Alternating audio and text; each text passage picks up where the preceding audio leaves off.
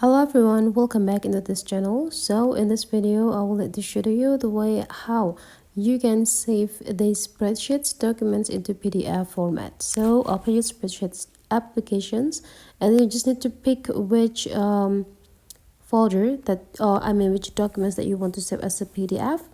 And right after you got them, you just need to go tap into this three small dot on this documents, and the next is just go tap share and export.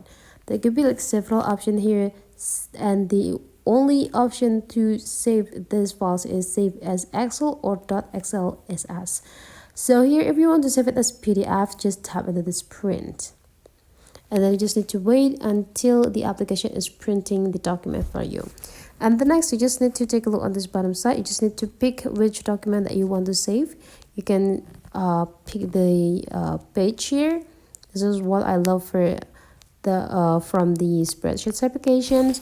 Right after you're choosing the page, now you just need to make sure that there could be a print PDF annotation is on. And the next, you just need to go tap into the share button and then just go scrolling down a little bit and tap into this save to files. And then you just need to pick the folder and you'll see the format is already PDF, and then you just need to tap save.